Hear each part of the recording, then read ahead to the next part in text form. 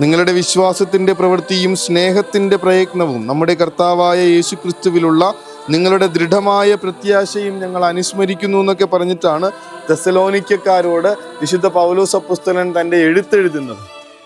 ആ ക്രിസ്തുവിലുള്ള വിശ്വാസം പറഞ്ഞുകൊടുത്ത അന്ന് മുതൽ അവര് ജീവിതം മാറുന്നുണ്ട്.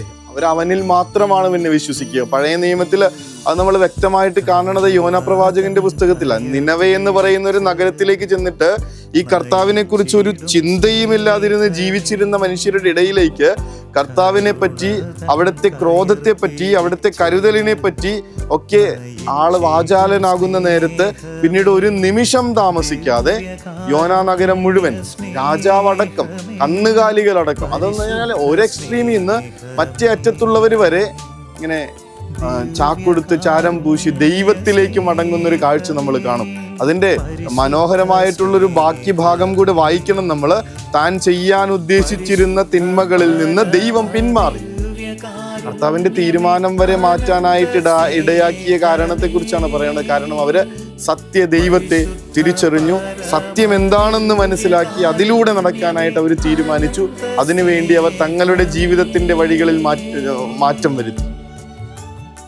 അത് പറഞ്ഞു കൊടുക്കാനും അതേ വഴി അതുവഴി മാത്രം നടക്കാനും നിയോഗവും ബാധ്യതയുമുള്ള മനുഷ്യര് എന്തുകൊണ്ടാണ് ഇപ്പോഴും സത്യം പറയാതിരിക്കണമെന്നുള്ളത്.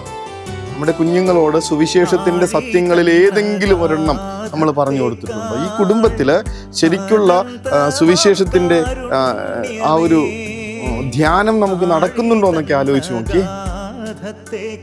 ഇതൊന്നും അറിയാതെ, സുവിശേഷത്തിന്റെ സത്യം എന്താണെന്നറിയാതെ, ക്രിസ്തു എന്നുള്ള യഥാർത്ഥ സത്യ ദൈവത്തെ മനസ്സിലാക്കാതെ നമ്മളിങ്ങനെ ഒരു കുടുംബം നയിച്ചുകൊണ്ടിരിക്കുന്നത് കൊണ്ടാണ് ചില ചോദ്യങ്ങൾക്ക് മുൻപിൽ നമ്മുടെ പിള്ളേരൊക്കെ പതറിപ്പോകുന്നത്. പല ദൈവങ്ങൾക്കിടയിൽ ഒരു ദൈവമായിട്ട് ക്രിസ്തുവിനെ അംഗീകരിക്കുന്നതിൽ എന്താണ് തെറ്റെന്ന് കുഞ്ഞുമക്കൾ ചോദിക്കുമ്പോൾ ഉള്ളിൽ ഭാരം വരേണ്ട കാര്യം അത് നമ്മൾ പറഞ്ഞു കൊടുത്ത് ബോധ്യം കൊടുക്കാത്തത് കൊണ്ടാണെന്നുള്ളതാണ്. ദിവ്യകാരുണ്യ സ്നേഹമേ, പരിശുദ്ധ സ്നേഹമേ.